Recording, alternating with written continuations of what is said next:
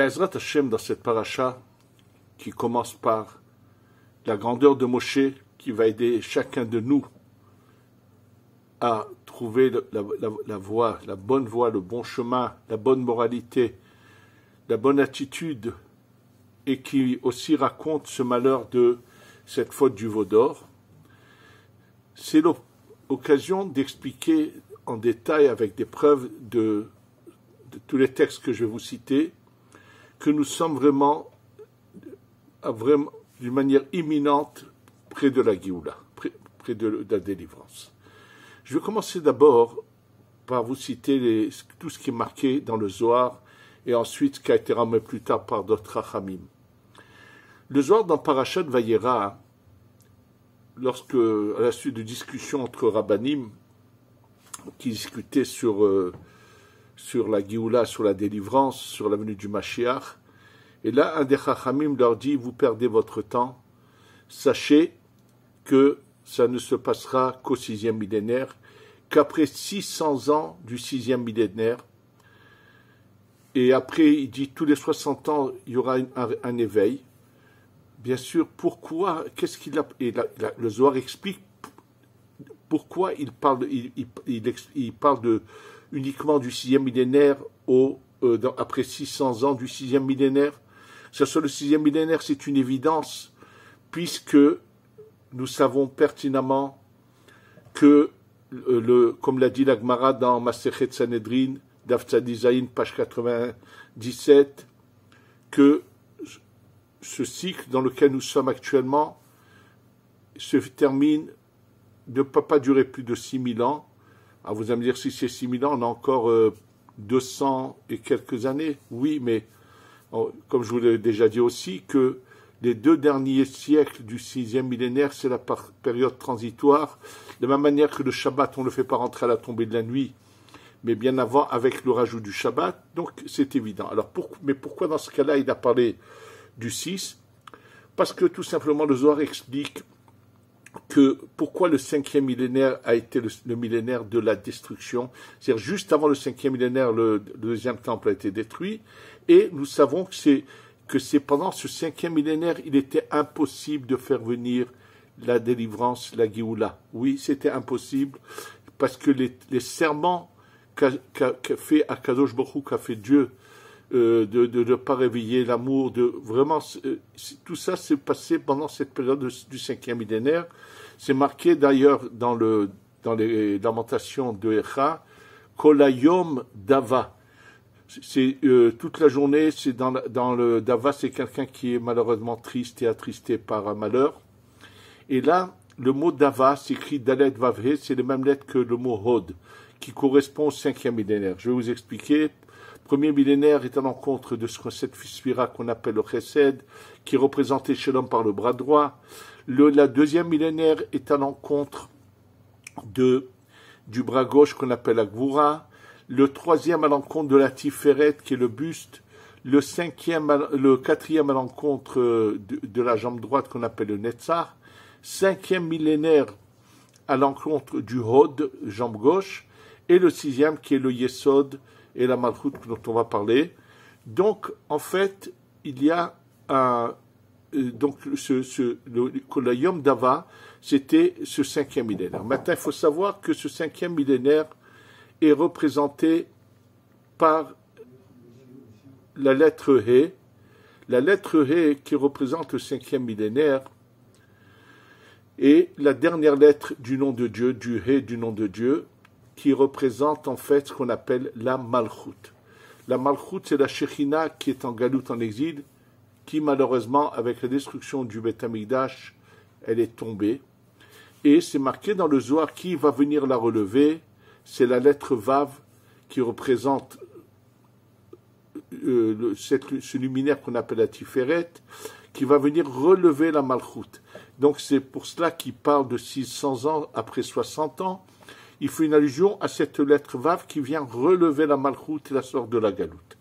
Donc, c'est évident qu'on nous a parlé que nous savons qu'on est en train d'approcher de cette période dont parlent, et ils disent qu'à ce moment-là, à partir de ce moment-là, même celui qui a vu très loin, parce que les autres ont dit, mais tu nous as découragés, il leur a dit ce que je veux voir, je vous le dis, puis c'était les Tanaïm, c'est il y a 2000 ans qu'il leur dit ça, où il leur explique que c'est que comme ça qu'il y aura qu'on appelle ça, qu'à ce moment-là commencera ce processus. C'est-à-dire qu'il y avait des opportunités dans le 6e millénaire, mais le plus propice, c'est cela.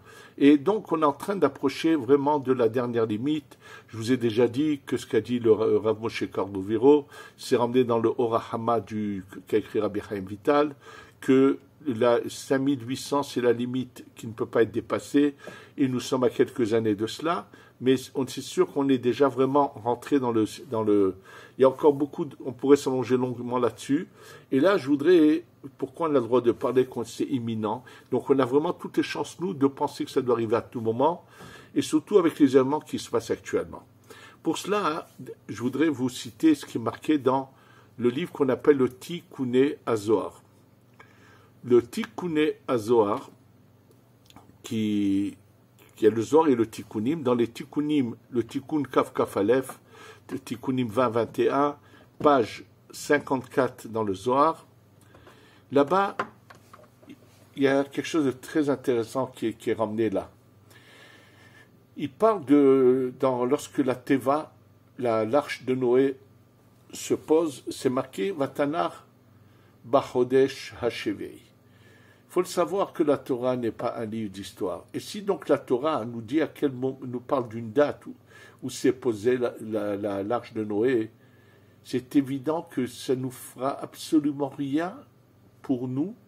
Il n'y a apparemment aucun enseignement, ça nous apportera absolument rien. Au passage, l'épreuve du Zohar, pour dire que c'est dans le 6e millénaire et après 600 ans, sont basées justement sur l'histoire de Noach du Maboul qui vient après 600 au Noach, c'est à partir de la 600e année que les choses se passent chez Noach. Et ça veut dire que la Torah, en fait, n'est pas en train de nous raconter à quel moment ça s'est passé chez Noach ou quel mois, mais nous révèle des choses qui sont actuelles, qui nous concernent. Et là, le Zohar nous explique en quoi ça nous concerne. Alors, il faut savoir que le 7e mois, les mois sont toujours comptés par rapport à Nissan. Le 7e mois, c'est Tishré. Tishré, c'est le mois du jugement. Et là, le Zohar nous parle de ce qui se passe en Tishré au moment du jugement. Et sachez que le Zohar dit que pourquoi la sortie d'Égypte a eu lieu en Nissan. Écoutez, c'est des paroles qui sont vraiment, qui sont effrayantes presque. Dit le Zohar, sache que si ils étaient sortis en Tishré, presque la quasi-majorité des Béné Israël ne serait pas en vie. Il n'y aurait été qu'une poignée qui aurait pu avoir ce miracle de la sortie d'Égypte. Parce qu'il faut le savoir, le mois de Tishré est un mois digne où la rigueur, où le jugement est dur à supporter. Et c'est pour cela que Hachem les a fait sortir en Nissan, et là, ils ont toutes les chances de s'en sortir. Alors, pour nous expliquer cela, le Zohar, il nous dit la chose suivante. Nous savons qu'à Rosh Hashanah, il y a un jugement. D'ailleurs, avant de continuer ça, je voulais vous dire, lorsqu'ils viennent chez Noach, c'est marqué 2 ou 2, 7 et 7, le Zohar fait une allusion justement à ces jours de Rosh Hashanah et de Kippour, aux 7 et 7, c'est les 7 jours de Pessah et les 7 jours de Sukkot. C'est-à-dire que toute l'histoire qui est racontée apparemment dans ce déluge et l'arche de Noé sont des allusions à des faits actuels. Et donc, il nous dit que nous savons qu'à Rosh Hashanah, le premier jour sont jugés. Alors, les tzadikim gourim, les tzadikim parfaits sont tout de suite inscrits dans le livre de la vie. Les rechaim gemurim, malheureusement ceux qui n'ont aucun mérite, qui sont tellement loin, qui ont fait tellement de mal, sont tout de suite, alors on nous dit qu'ils sont inscrits dans le livre de la mort. Et ensuite, il y a ce qu'on appelle les bénonymes, ceux qui sont entre les deux. Et on leur donne une chance jusqu'à quand? Jusqu'à Yom Kippour, en réalité jusqu'à Simchat Torah, jusqu'à Hoshana Rabbah réellement. Et ceux qui auront fait tchouva seront sauvés. Ceux qui n'ont pas fait tchouva ne peuvent pas être sauvés. Et là, lorsqu'Akadosh Baruch Hu dit ça à Moshe Rabbeinu dit, mais quoi? Personne ne va intervenir pour ceux qui sont milieu un peu entre les deux. Même s'ils n'ont pas fait tchouva, il faut leur donner une chance. Alors quand il en parle à Kadosh Baruch Hu, Akadosh Baruch Hu lui dit, écoute, ceux qui font pas tchouva à Kippour ou jusqu'à la fin, jusqu'à Hoshana Rabbah, le mérite des pères d'Avraham, Yitzhak et Yaakov n'est plus là pour eux. Ils n'ont plus ce mérite-là. Et qui sait donc il n'y a personne pour les sauver. Et là, Moshe Rabbeinu dit quoi? On va dire que moi je suis comme Noach qui n'a rien fait pour sauver sa génération. Et là, Moshe, quand il est marqué dans la Torah qui dit si tu ne veux pas les sauver, efface-moi de ton livre.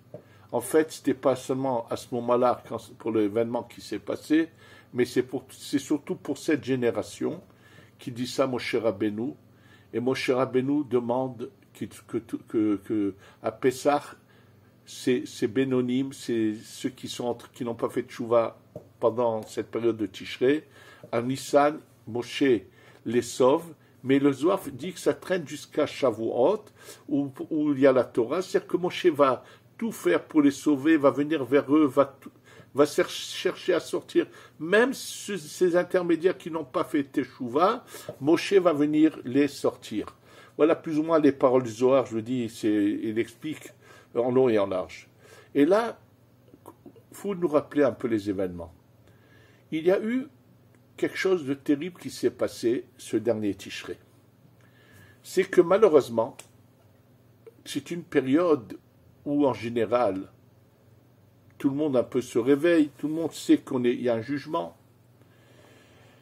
Et non seulement qu'il y a des choses, des limites qui ont été dépassées, je vais vous expliquer ce que je veux dire par cela. En général, même les Juifs les plus lointains, surtout ici en Eretz Israël, à Simchat Torah, c'est la fête où beaucoup de gens participent, même si ce n'est pas Simchat Torah même, à la sortie de Simchat Torah, tout le monde sait ce que c'est cette fête de la Torah.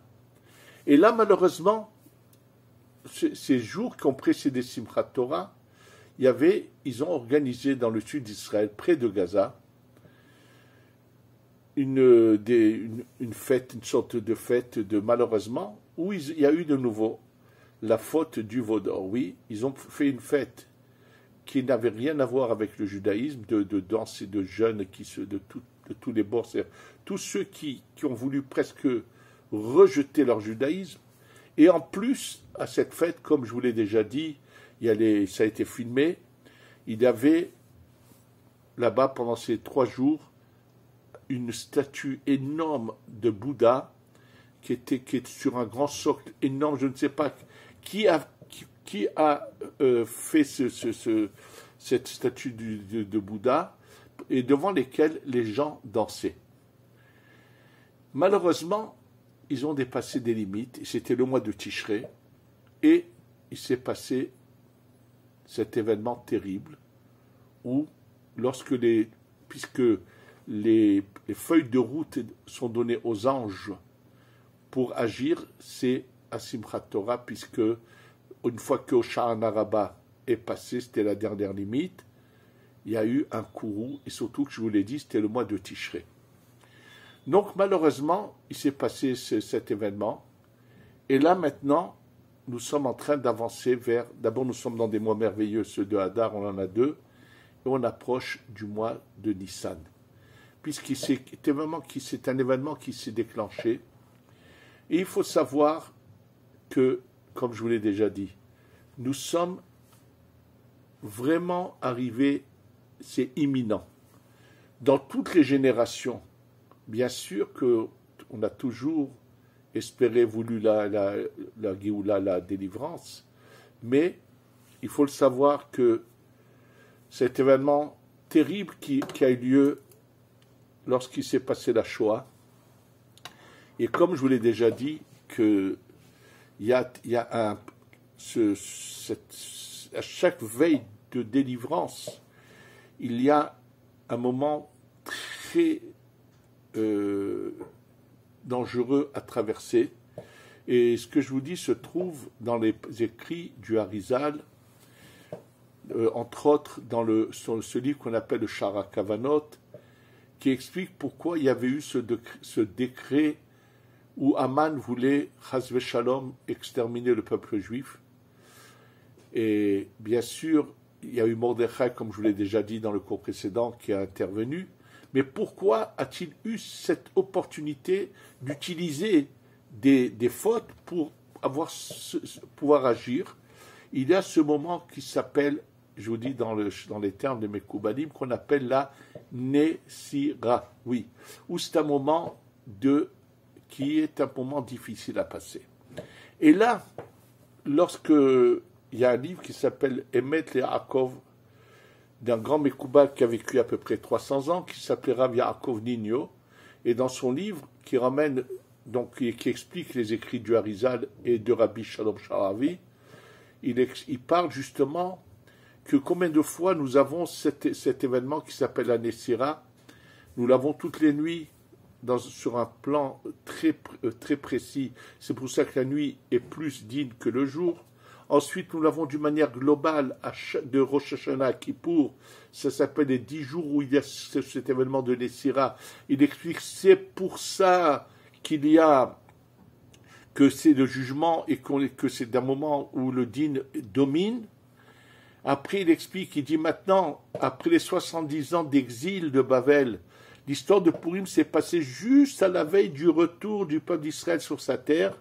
Et quand arrivait la fin des 70 ans, où ce qu'on appelle ce retour de dos à dos, à face, qui est cet événement de la Nessira, qui est un moment qui est un danger pour nous, c'est ce moment-là que Aman a voulu utiliser en disant leur Dieu est en train de dormir, ou Yeshno, Yashenu, Eloachele. Il savait ce qu'il voulait dire, c'était pas dormir dans le sens que nous le comprenons, mais il savait que c'était un moment propice ou opportun où il aurait pu faire marcher la rigueur contre la miséricorde. Oui, c'était Et là, les Mekoubalim, que ramène Rabbi Yaakov Nino dans son livre Mete Yaakov, disent attention à cette Nessira de cette période globale des 6000 ans, où il y aura la délivrance totale pour aller à l'étape suivante.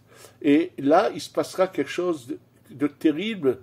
Comme je vous l'ai déjà dit, c'est pas sans raison que la Shoah a duré 6 ans, qu'il y a eu 6 millions du peuple d'Israël qui sont partis. Oui, cette fois, Aman est revenu en Gilgoul chez Hitler, et malheureusement, cette fois, il a réussi. Comme je vous l'ai dit, il n'y avait pas un Mordechai. Et ensuite, le face-à-face, cette construction de face-à-face, c'est le retour du peuple d'Israël sur sa terre qui va en s'amplifiant.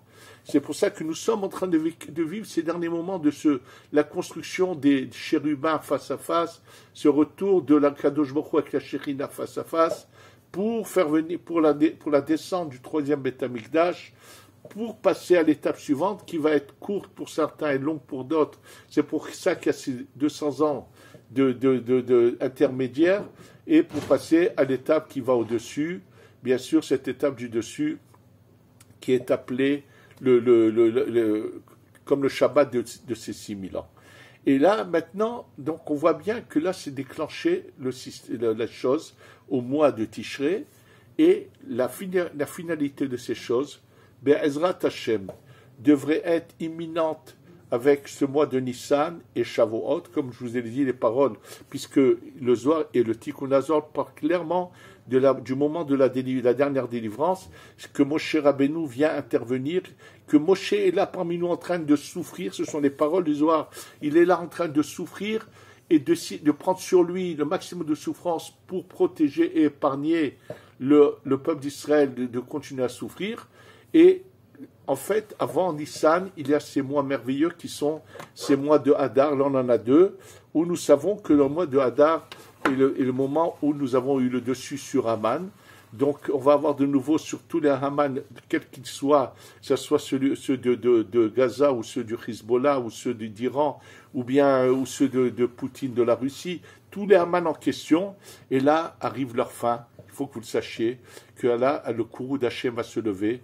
Le Vav, ce fameux Vav du nom de Dieu, qui se lève pour faire sortir la malchoute de la galoute, va bien sûr frapper nos ennemis et va nous délivrer.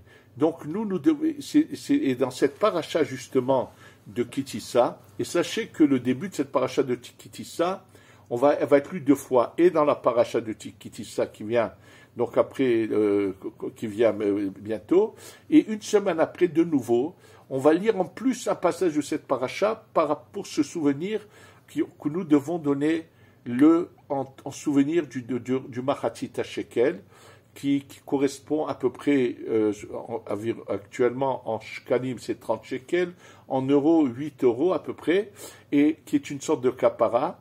Et là, le mot Kitissa et Rosh Ben Israël, c'est Moshe qui va venir rehausser la tête du peuple d'Israël.